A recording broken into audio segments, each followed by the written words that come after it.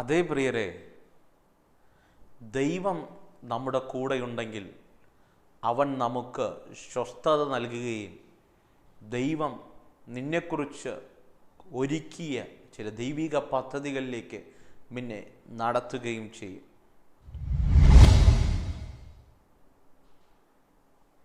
Praise the Lord. എല്ലാവർക്കും നല്ലൊരു പ്രഭാതമെന്നാണ് ഞാൻ ആശംസിക്കുകയാണ്.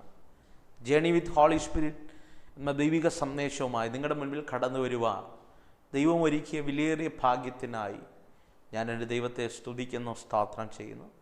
ഈ പ്രഭാതത്തിലും ദൈവം നിങ്ങളോട് കൃത്യമായി സംസാരിക്കുമെന്ന് ഞാൻ വിശ്വസിക്കുകയാണ്. കഴിഞ്ഞ ദിവസത്തെ സന്ദേശങ്ങൾ, ഞങ്ങളുടെ പ്രോഗ്രാമുകൾ, ഞങ്ങളുടെ ചർച്ച് മീറ്റിങ്ങുകളെല്ലാം നിങ്ങൾക്ക് വളരെ ബ്ലെസ്സിങ്ങുകളായി എന്ന് നിങ്ങളുടെ പ്രാർത്ഥനയും നിങ്ങളുടെ പ്രെയർ കോളുകളിലും നിങ്ങളുടെ അനുഭവ സാക്ഷ്യങ്ങൾ നിങ്ങൾ ഞങ്ങളെ വിളിച്ചറിയിച്ചതിലും ഞങ്ങൾക്ക് മനസ്സിലായിട്ടുണ്ട്. ഈ പ്രഭാതത്തിലും ദൈവം നിങ്ങളെ അതുപോലെ അനുഗ്രഹിക്കട്ടെ. വലിയ ദൈവത്തിൻ്റെ ചലനങ്ങൾ നിങ്ങളുടെ ജീവിതത്തിനകത്ത് ദൈവം ചെയ്യട്ടെ. ഈ പ്രഭാതത്തിൽ ദൈവാത്മാവിൻ്റെ ഹൃദയത്തിൽ തന്നൊരു ചെറിയ ചിന്ത വേഗത്തിൽ നിങ്ങളോട് കൈമാറാൻ ആഗ്രഹിക്കുക. പുറപ്പാട് പുസ്തകം 33 അധ്യായം അതിൻ്റെ 14 വാക്യം ഇങ്ങനെ പറയുന്നു. എക്സോഡസ് ചാപ്റ്റർ 33 വേഴ്സ് 14 ഇങ്ങനെ പറയുന്നു: അതിന് അവൻ, എൻ്റെ സാന്നിധ്യം നിന്നോടുകൂടെ പോരും, ഞാൻ നിനക്ക് സ്വസ്ഥത നൽകും എന്ന് അരുളി ചെയ്യുന്നു. പ്രിയരെ, യഹോവയായ ദൈവം മോശയോട് പറയുന്ന പദങ്ങളാണ്, വാക്കുകളാണ് നാം വായിച്ചത്. നമ്മുടെ ജീവിതത്തിനകത്ത് നമ്മളെല്ലാം ഒരു സ്വസ്ഥത, ഒരനുഗ്രഹം, ഒരു സമാധാനം അനുഭവിക്കാൻ ആഗ്രഹിക്കുന്നവരാണല്ലേ. ഈ പ്രഭാതം സൂര്യൻ ഉദിച്ചു വരുമ്പോഴും ഈ സന്ദേശം നിങ്ങൾ ലോകരാജ്യങ്ങളിൽ നിന്ന് കേൾക്കുമ്പോഴും നിങ്ങളുടെ പ്രാർത്ഥനാ വിഷയങ്ങൾ പലതും ഒരു സമാധാനത്തിന് വേണ്ടിയാണ്.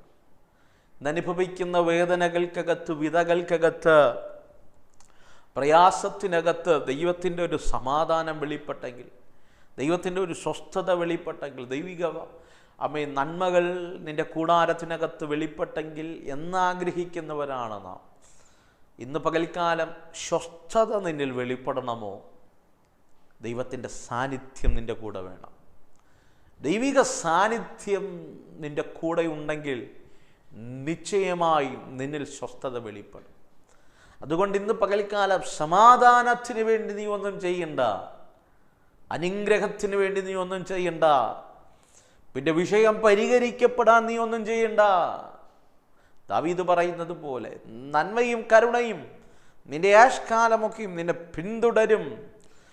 നിന്നെ പിന്തുടരണമെങ്കിൽ നിന്റെ ദൈവസാന്നിധ്യം നിന്റെ കൂടെ ഉണ്ടാകണം.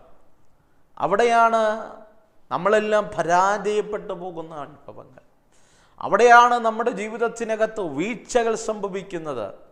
അവിടെയാണ് നമ്മുടെ സ്വപ്നങ്ങൾ പലതും ഉടഞ്ഞു പോകുന്നത്.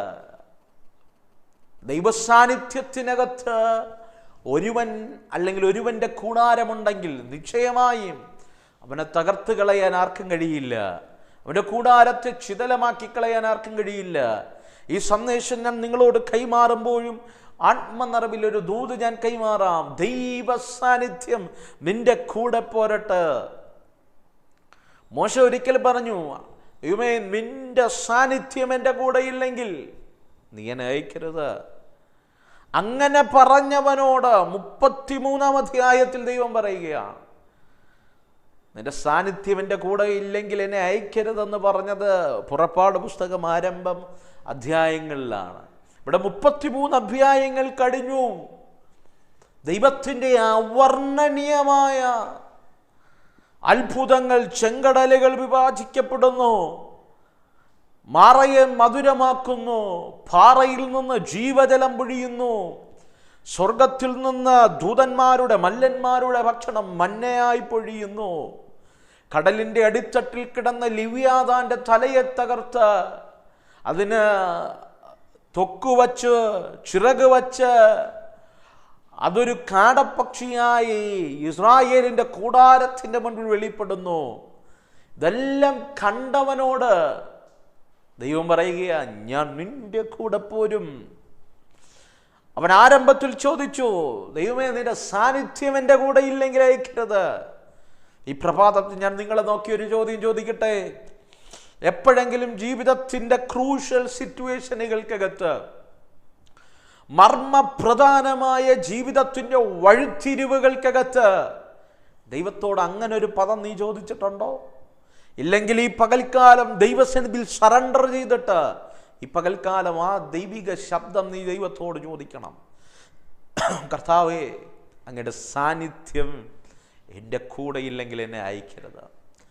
പ്രിയരെ, ക്രൂഷ്യൽ സിറ്റുവേഷനകത്ത് ദൈവം കൊടുത്ത വലിയ ദൗത്യം ചെയ്തു തീർക്കാൻ കഴിയുന്നതല്ല മാനുഷികമായി ചിന്തിച്ചാൽ. പക്ഷേ മോശയ്ക്കറിയാം എത്ര വലിയ ദൗത്യത്തെയും നിർവഹിക്കാൻ കഴിയണമെങ്കിൽ ദൈവസാന്നിധ്യം വേണം.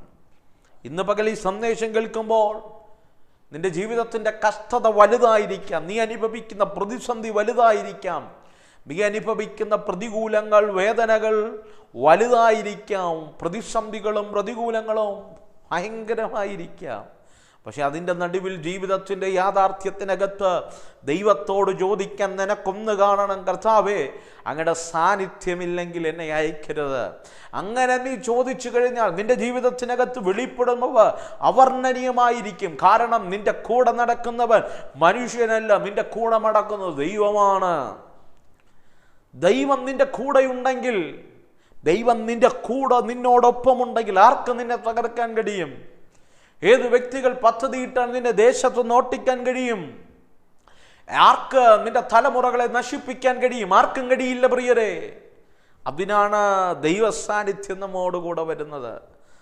അതുകൊണ്ടാണ് വചനം പറയും, ഞാൻ നിനക്ക് മുൻപായി ഞാൻ എൻ്റെ ദൂതനെ അയച്ച് ദുർഘടങ്ങളെ മാറ്റി ഞാൻ നിനക്ക് പാതയൊരുക്കുന്നവനാണ്. ദൈവസാന്നിധ്യം നിന്റെ കൂടെയുണ്ടെങ്കിൽ നിനക്ക് ചിന്തിക്കാൻ കഴിയാത്ത വഴികൾ, വാതിലുകൾ, വിശാലതകൾ നിനക്ക് വേണ്ടി ദൈവസാന്നിധ്യം ഒരുക്കി തരും. ദൈവസാന്നിധ്യമുണ്ടെങ്കിൽ ആർത്തിരമ്മുന്ന ചെങ്കടലുകൾ നിന്റെ മുൻപിൽ രണ്ടായി മാറും. ഈ പകൽക്കാലം അങ്ങനെ ചിലരുടെ ജീവിതത്തിനകത്ത് സംഭവിക്കട്ടെ. ദൈവസാന്നിധ്യം നിന്റെ ജീവിതത്തിനകത്തുണ്ടെങ്കിൽ നിന്റെ ജീവിതത്തിനകത്ത് വലിയ ദൈവപ്രവർത്തികൾ വെളിപ്പെടും. നിന്നെ കാണുന്നവർ ക്രിസ്തുവിനെ കാണുന്നത് പോലെ ആയി മാറും. നിന്നെ കാണുന്നവർ ദൈവിക പദ്ധതികൾ നിന്നിൽ വെളിപ്പെടുത്തത്തക്ക നിലവാരത്തിൽ നിന്റെ ജീവിതത്തിനകത്ത് ദൈവത്തിൻ്റെ വലിയ വഴിത്തിരിവുകൾ വെളിപ്പെടും. പ്രിയരെ, വേദപുസ്തകം അങ്ങനെ പറയുന്നു, ഞാൻ നിന്നോടുകൂടെ, എൻ്റെ സാന്നിധ്യം നിന്റെ കൂടെ പോരും എങ്കിൽ മോശയെ നിനക്ക് ഞാൻ സ്വസ്ഥത നൽകും. സ്വസ്ഥത അനുഭവിക്കാൻ ആഗ്രഹിക്കുന്നവരുണ്ടോ? ഒറ്റ കാര്യം പ്രാർത്ഥിക്കുക, കർത്താവേ, നിന്റെ സാന്നിധ്യം എൻ്റെ കൂടെ വരണമേ. ആ സാന്നിധ്യമുണ്ടെങ്കിൽ വചനം ഇങ്ങനെ പറയുന്നു, ശമൂവേലിൻ്റെ കാലത്ത് ദൈവം സകല ഫെലിസ്ത്യരെയും അടക്കി ശമൂവേലിന് സ്വസ്ഥത കൊടുത്തു. അടുത്ത പദം ഇങ്ങനെ പറയുന്നു, ദാവീദിന്റെ സകല ശത്രുക്കളെയും ദൈവം അടക്കി. ആരടക്കി? ദാവീദ് അടക്കിയെന്നല്ല. ജനം പാടി, ശൗലോ 1000 കൊന്നു, ദാവീദോ 10,000 കൊന്നു. പക്ഷെ 10,000 കൊന്നവന് കൊല്ലാൻ മാത്രമേ കഴിഞ്ഞുള്ളൂ, അവരെ അടക്കാൻ കഴിഞ്ഞില്ല. അടക്കിയത് ദൈവമാണ്. അതുകൊണ്ടാണ് ദൈവം പറയുന്നത്, ഞാൻ അവൻ്റെ സകല ശത്രുക്കളെയും അടക്കി അവന് ഞാൻ സ്വസ്ഥത നൽകും. ദാവീദിനെ നോക്കി പറഞ്ഞതാണ്. പ്രിയരെ, നിന്റെ പല പ്രശ്നത്തെയും നിനക്ക് എക്സ്കേപ്പ് ചെയ്യാൻ കഴിഞ്ഞേക്കാം, അതിനെ ഒന്ന് മറികടന്നു പോകാൻ കഴിഞ്ഞേക്കാം, പക്ഷേ പൂർണ്ണമായി പരിഹരിക്കാൻ കഴിയില്ല. പൂർണ്ണമായി പരിഹരിക്കാൻ കഴിയുന്നത് ദൈവത്തിന് മാത്രമാണ്. ഈ പകൽക്കാലം ഈ സന്ദേശം ഞാൻ കൈമാറുമ്പോഴും ആഴമായ ആത്മാവിൽ പ്രാർത്ഥിക്കണം, ദൈവത്തിൻ്റെ ഫേവർ നിന്റെ കൂടാരത്തിനകത്ത് വെളിപ്പെടണം. അങ്ങനെ വെളിപ്പെടുന്നവർക്ക് വേണ്ടി മാത്രമാണ് ദൈവിക ചലനങ്ങൾ സംഭവിക്കുന്നത്. അവരുടെ ജീവിതത്തിനകത്ത് ദൈവിക സ്വസ്ഥത വെളിപ്പെടുന്നവർ. ഞാൻ ചോദിക്കട്ടെ, ഒത്തിരി നാളായി നീ ശത്രുക്കളെ ഭയന്ന് ജീവിക്കുകയല്ലേ? പുറത്തിറങ്ങാൻ കഴിയാതെ, നിന്റെ തലമുറയ്ക്ക് നിന്റെ നാട്ടിൽ വരാൻ കഴിയാതെ, ആരെയൊക്കെ ഭയന്നല്ലേ ജീവിക്കുന്നേ? അവരെയൊക്കെ ദൈവം അടക്കണ്ടയോ? നിനക്കൊരു സ്വസ്ഥത വേണ്ടയോ മാതാവേ? നിനക്കൊരു സ്വസ്ഥത വേണ്ടയോ ദൈവദാസനെ? നിന്റെ മിനിസ്ട്രിക്കെതിരെ എഴുന്നേറ്റ് നിൽക്കുന്ന വെല്ലുവിളികളെ വെട്ടി വീഴ്ത്തണ്ടേ? നിന്റെ ജീവിതത്തിനകത്ത് ദൈവം വഴികൾ, വിശാലതകൾ വെളിപ്പെടുത്തണ്ടേ? നിനക്ക് സ്വസ്ഥത വേണ്ടയോ? വേണമെങ്കിൽ ഈ പകൽക്കാലം ദൈവത്തോട് പറ, അപ്പാ, അങ്ങയുടെ സാന്നിധ്യം എൻ്റെ കൂടെ അയക്കണം. ദൈവ സാന്നിധ്യം, ദൈവം നിന്റെ കൂടെ വെളിപ്പെട്ട് കഴിഞ്ഞാൽ നിന്റെ ജീവിതത്തിനകത്ത് ദൈവിക സ്വസ്ഥത വെളിപ്പെടും. പകൽക്കാലം വിശ്വസിക്കാൻ കഴിയുമെങ്കിൽ ഇത് ഏറ്റെടുത്തോ. എൻ്റെ ജീവിതത്തിൽ ദൈവിക സ്വസ്ഥത വെളിപ്പെടുന്നൊരു പകലാണ്. ഞാൻ നിങ്ങൾക്ക് വേണ്ടി പ്രാർത്ഥിക്കാൻ പോകുകയാണ്. സ്വർഗീയമല്ല കർത്താവേ, ഈ നിമിഷം എന്നോടുകൂടെ ചേർന്ന് പ്രാർത്ഥിക്കുന്നു. ഈ ജനത്തിന് വേണ്ടി ഞാൻ പ്രാർത്ഥിക്കുമ്പോൾ ദൈവിക സ്വസ്ഥത അവരുടെ ജീവിതത്തിനകത്ത് വെളിപ്പെടട്ടെ. In the name of Jesus ഞാൻ ഈ ജനത്തെ അങ്ങനെ ബ്ലസ് ചെയ്യുകയാണ്. ദൈവത്തിൻ്റെ കരം ചലിക്കട്ടെ, ദൈവിക ഫേവർ ചലിക്കട്ടെ, ദൈവിക മഹത്വം ചലിക്കട്ടെ. In the name of Jesus സ്വർഗം അങ്ങനെ ചെയ്യും. യേശുവിൻ നാമത്തിൽ തന്നെ ആമേൻ. അതേ പ്രിയരെ, ഈ പകൽ നിന്റെ ജീവിതത്തിനകത്ത് സ്വസ്ഥത വെളിപ്പെടാൻ പോകുകയാണ്. കാരണം നിന്റെ കൂടെ ദൈവ സാന്നിധ്യം വെളിപ്പെടാൻ പോകുകയാണ്. ദൈവ സാന്നിധ്യം നിന്റെ കൂടെ വരാൻ പോകുകയാണ്. ഈ പകൽക്കാലം ദൈവദാസനെ ഞങ്ങൾക്ക് വേണ്ടി ഒരു വാക്ക് പ്രാർത്ഥിക്കണം എന്നാഗ്രഹമുള്ളവർ സ്ക്രീനിൽ കാണുന്ന നമ്പറിൽ ഞങ്ങളെ കോൺടാക്ട് ചെയ്യുക.